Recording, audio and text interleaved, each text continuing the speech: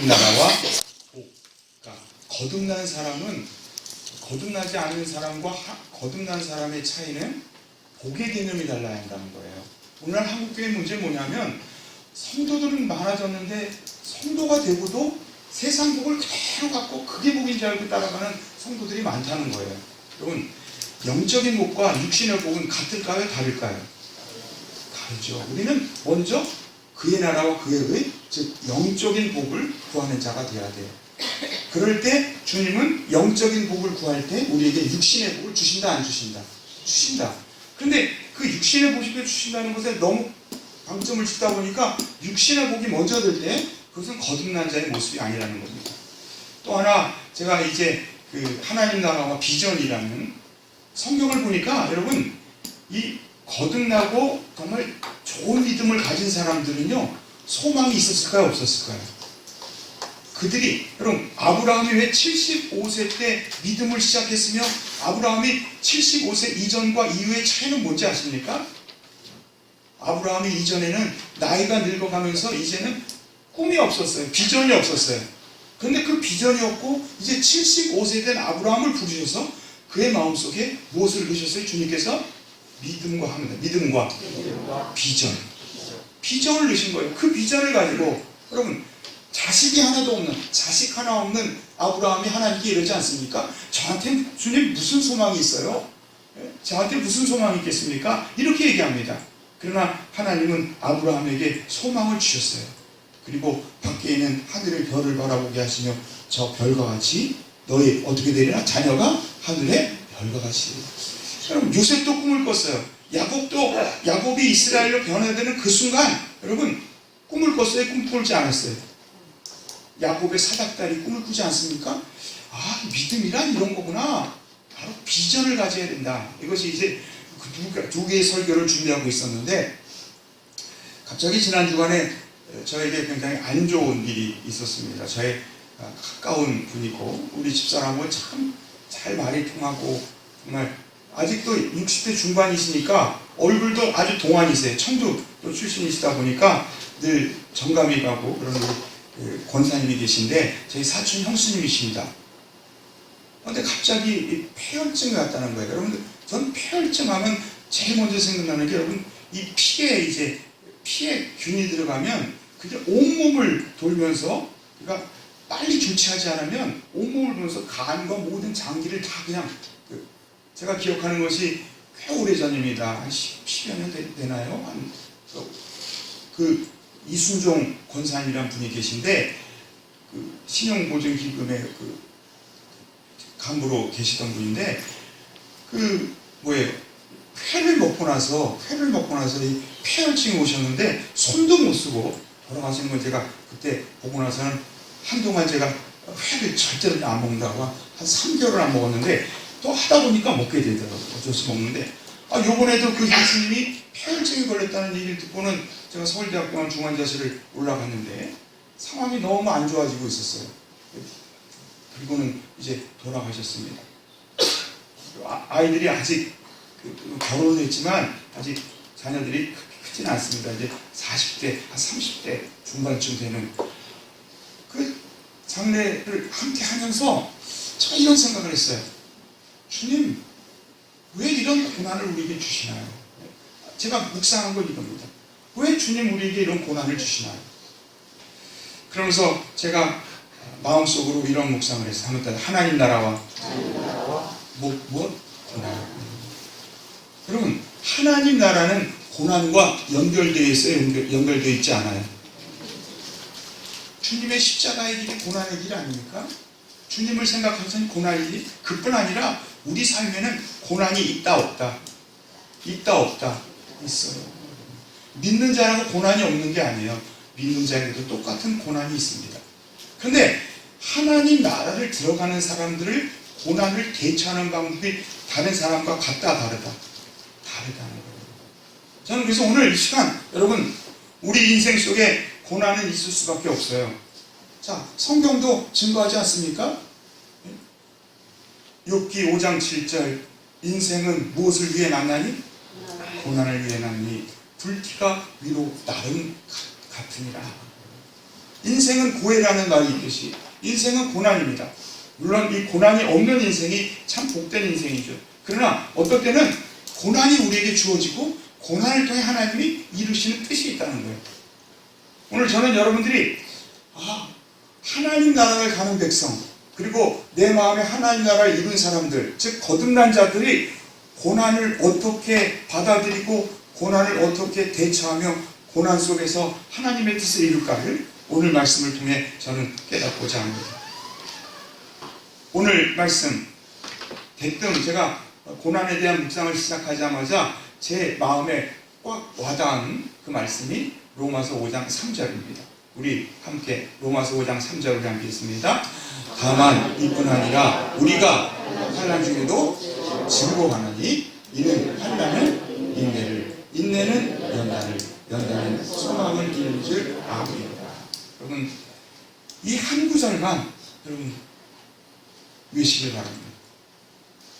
거듭난 자, 하나님의 은혜 속에 정말 그 하나님의 은혜 속에 살아가는 자가 이 땅 속에서 환난, 고난, 고통을 당할지라도 이 본문처럼 여러분 이 본문을 붙잡고 여러분 그 고난을 이겨내는 여러분들 되시길 주님의 이름으로 축원드립니다. 사실 이 구절은요, 제가 이제 저희 집안에 큰 어려움이 닥쳤었습니다. 그리고 그 어려움이 거의 그거 풀리는데 한 20년이 걸렸어요. 20년에 완전히 끝났습니다. 그러나 그 중간에는 그 고난 때문에 제가 근데 그 고난의 때에 제가 너무 힘들어할 때 하나님이 주신 말씀이 이거였어요. 그래서 늘 마음속으로 그냥 이것만 외고 환난 중에도 무엇 하나니? 즐거워하는. 그러니까 내가 힘들고 어려울 때마다 그래 하나님이 환난이 그래도 무엇 하라고? 명령하셨지 즐거워했어요. 왜 즐거워합니까? 다음에 환난은 무엇을 낳고? 인내를. 또 인내는 연단을. 연단은 소망을 이루는 줄 알리기 때문에 이 환난 중에도 즐거워할 수 있다는 거예요. 사랑하는 성도 여러분, 혹시 지금 고난 중에 있는 성도들 있습니까? 또 여러분 혹시 우리의 삶 속에 고난이 있습니까? 그럴 때마다 이 말씀을 붙잡고 여러분 승리하는 여러분들 되시길 주님의 이름으로 축원드립니다. 저는 그래서 이것을 단계라고 생각해요. 한번 더 환난 중에도 무엇 하나니? 즐거워. 자, 왜 즐거워합니까? 환난이 무엇을? 인내를. 인내가 연단을. 연단이 소망. 네 가지의 단계에 대한 말씀을 가지고 여러분께 전해드리고자 합니다. 먼저 여러분 성경은 우리에게 얘기합니다. 즐거워하라. 로마서 5장에는 즐거워하라는 단어가 3번 나옵니다. 이 즐거워하라는 카우마이라는 이 단어가 딱 3번 나와요. 신기합니다. 그러니까 이게 성령이 글을 쓰게 한다는 것을 여러분 성경을 읽다 보면 분명하게 느끼는 게 사도 바울은 하나님 주신 감동을 입고 썼을 거예요. 근데 쓴 것을 잘 보면은 믿는 사람들이 즐거워하는 그것이 3가지야 된다는 것을 성경은 얘기합니다. 자, 우리 5장 2절 우리 여기 있는 부분들 함께 있습니다. 은혜에 들어감을 얻었으며 하나님의 영광을 바라고 즐거워하노라. 아멘. 하나님의 영광을 바라보며 여러분 뭐죠?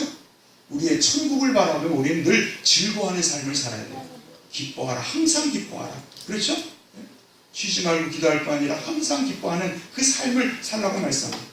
그런데 여기에 우리가 천국을 바라보며 살아갈 때 이렇게 즐거워하는데 여러분 환난이 오면 그 즐거움이 영속될 수 있어요? 끊겨요? 끊길 수 있죠. 그런데도 자 3절 읽겠습니다. 다만 이뿐 아니라 우리가 환난 중에도 너희가 늘 행복하고 즐거운 생활을 하되 환난이 온다고 거기서 그 즐거움을 멈추지 말고 계속 즐거워하라는 거예요. 계속 즐거워하라는 거예요. 또 5장 우리 11절을 보면 5장 11절에도 이 카우마이라는 단어가 동일하게 즐거워하는 예가 있는데 5장 11절 우리 잠깐 여기 지금 나오는 게 아닌데 여기 잠깐 읽을까요? 5장 11절을 읽겠습니다. 로마서 5장 11절 우리 함께 읽겠습니다.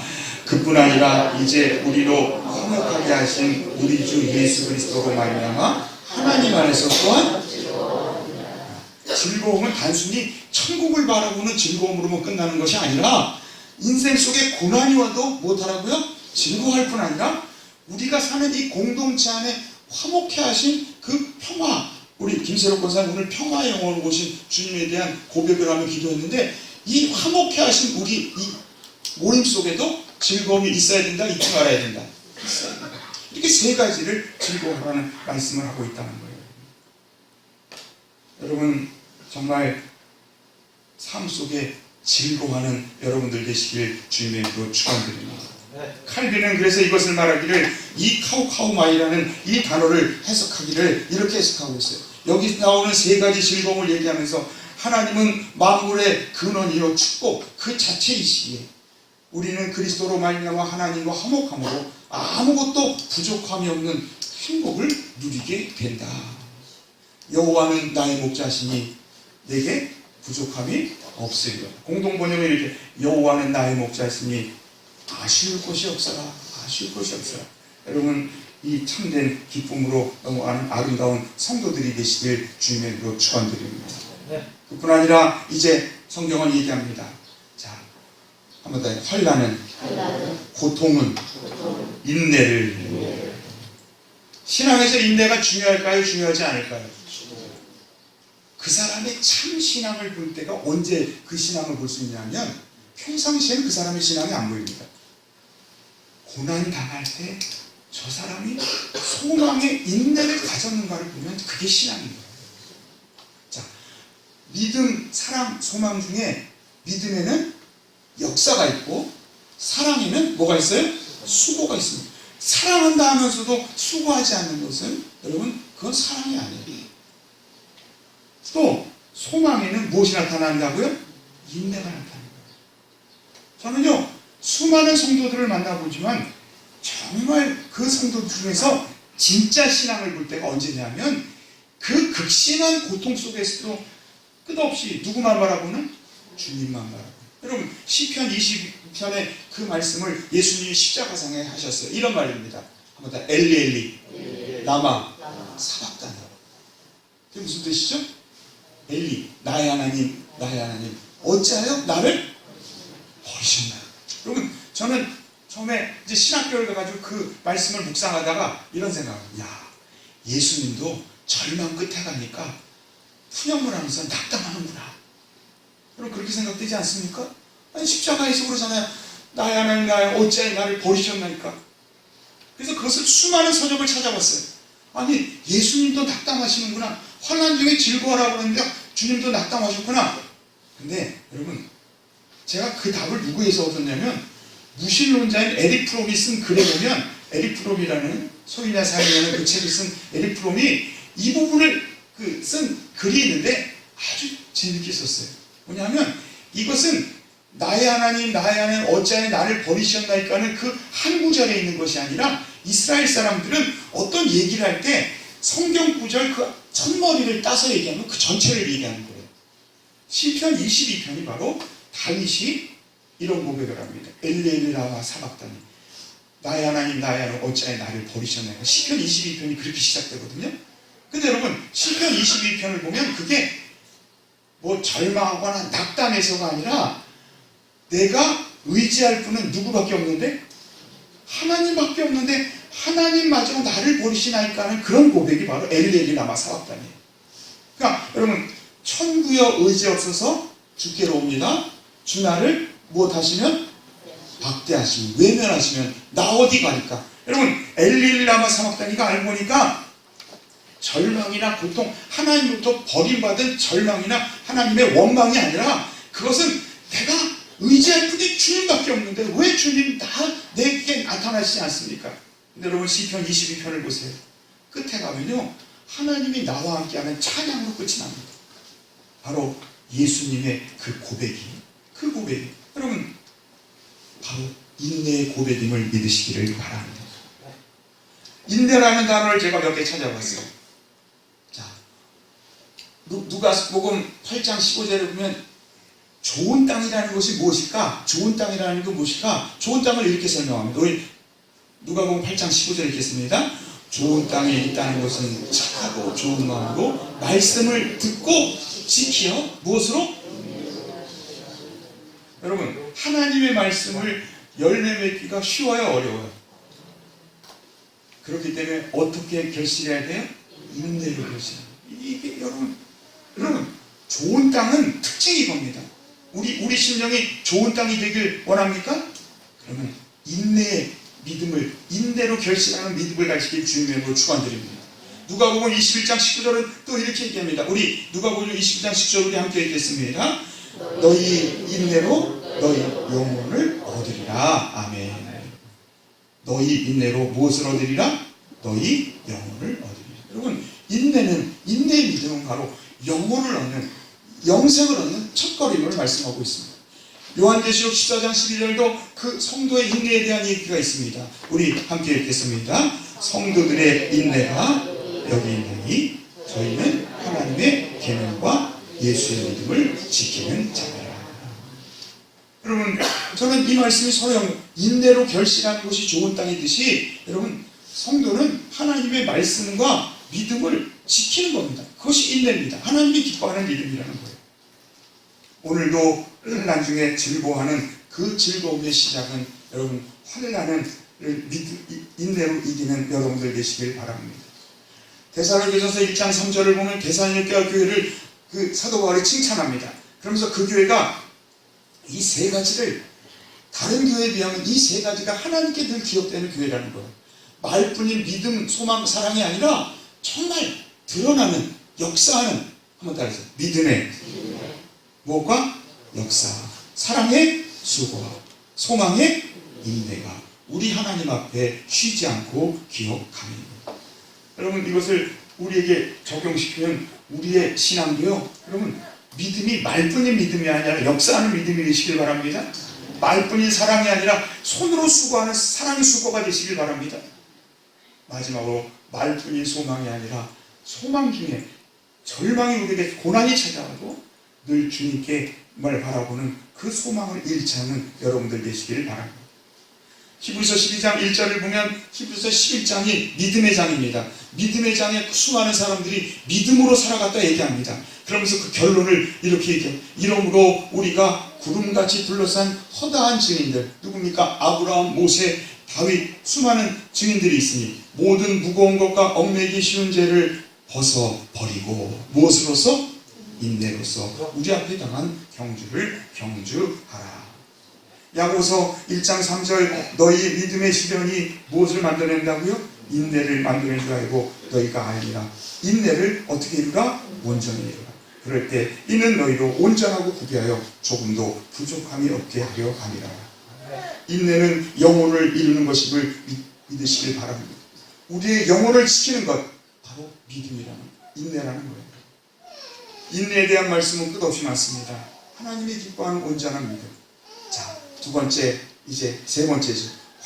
환난은 즐거워하고, 환난은 인내를. 자, 다음에 인내는 무엇으로?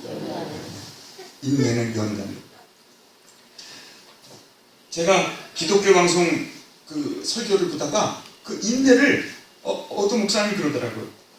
연단을 이렇게 얘기하더라고요. 단련된 인격이다. 단련된 인격. 네? 단련된 성품이다. 아니, 왜 연단이 단련된 인격이지? 근데 여러분, 제가 그 세번역을 찾아보니까 세번역에 이렇게 나와 있더라고요. 그 로마서 5장 3절에 이렇게 됩니다. 환난은 인내는 무엇을? 단련된 인격을 낳고 단련된 인격은 소망을 이루는 줄 아니라. 단련된 인격이라는 표현을 하니까 연단이란 말이 더 제 마음에 와닿았어요. 그래서 그 도키메라는 원어를 찾아봤어요. 도키메라는 말은 이겁니다. 시험을 받고 그것에서부터 인정받는 자질이라는 거예요.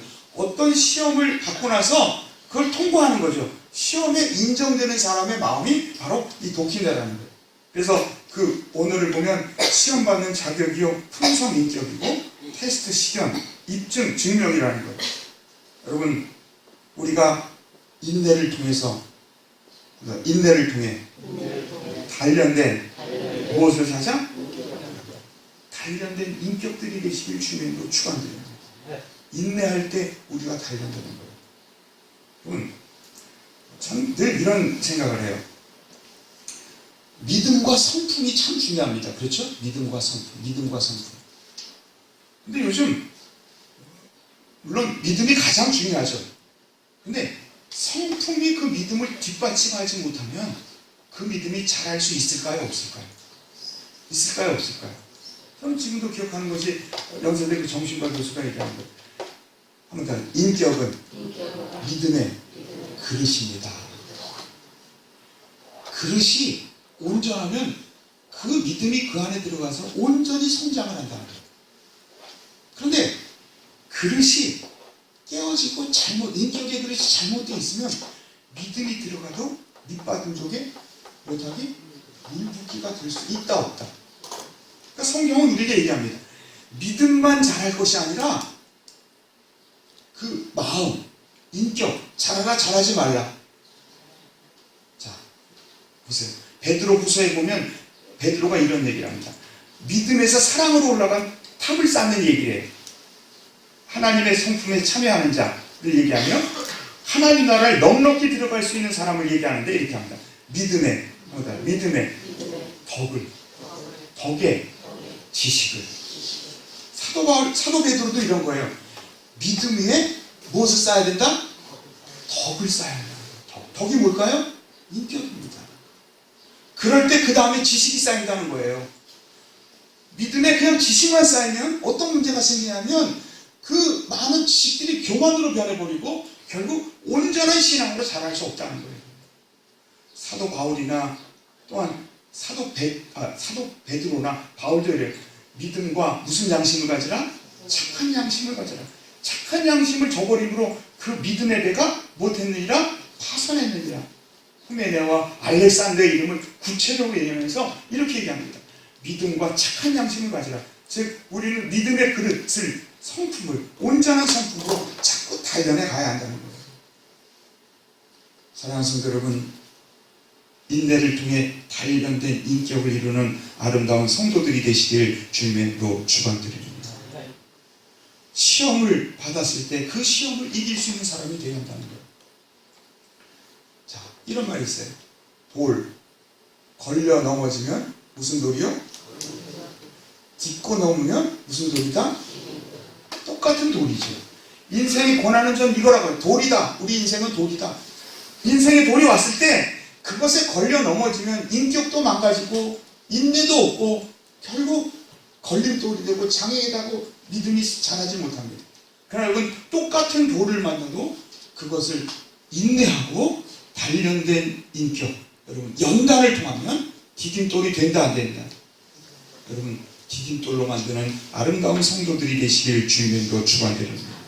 제가 무남에 있을 때, 무남은 가까운 거리 하나 있는데 그 보건소에는 그 각 의대를 졸업하자마자 이제 온 그 의사들이 있었어요. 그러니까 의사들을 이렇게 애를 데려가면요, 우리 지연이를 데려가면 옆에다가 그 책을 놓고요, 책을 뒤지고 있어요. 책을 뒤지고. 해발 750에서 할 수 있는 건 하늘밖에 쏠 데가 없었어요.